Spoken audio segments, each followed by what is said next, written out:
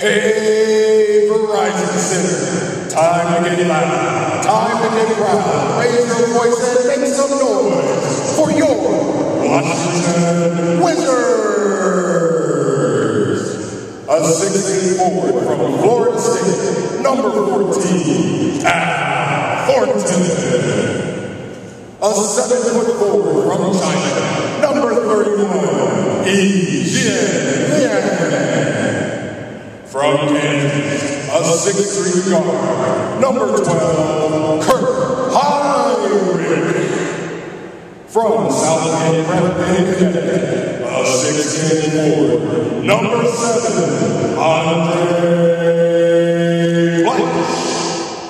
And center, from Nevada, 7'2", number 34, Jamel McGee.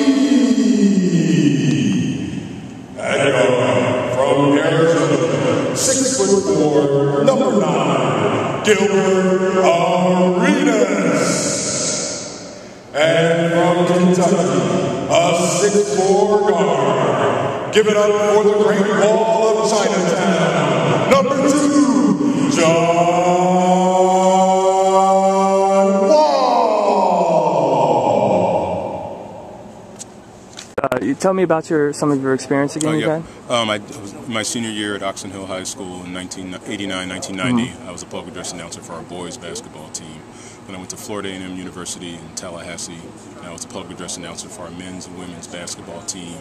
I did track announcing for our FAMU relays, and I did one of our Atlanta Classic football games at the old Atlanta Fulton County Stadium. I graduated from Florida A&M, and I worked at ESPN for 10 years. And a lot of my coworkers, I guess, were big fans of my voice, so they had me do like sort of cameo voiceovers for like features and stuff, which I did no problem. Then I ended up leaving television, leaving Connecticut to come to Maryland. I taught first grade for 6 years in Baltimore City, so I kind of stayed away from like the broadcast side. But when I saw this gig open up, I wanted to give it a shot just to see where it would lead. So being from the area, did you grow up a fan of all the DC teams? Capitals definitely. My dad took me to a lot of Bullets games at the old Capitol Center. So I grew up following the DC sports. Any particular fond memory of the Wizards Bullets franchise, a game you may have gone to? Or? Definitely the Bullets. I think they had like a little sort of like meet and greet. So I remember meeting Wes Unseld and like Elvin Hayes. Knee-high to them. Right.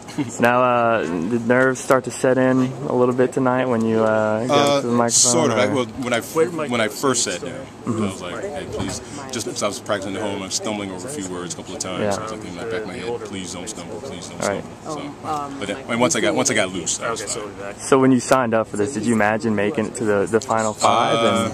Yeah, but I mean, not to be cocky, but I mean, in terms of, believing in myself, yeah. But again, even to make it to the last 5, I didn't really. After they broke it down to the 3rd round, I didn't think I'd be in the last one.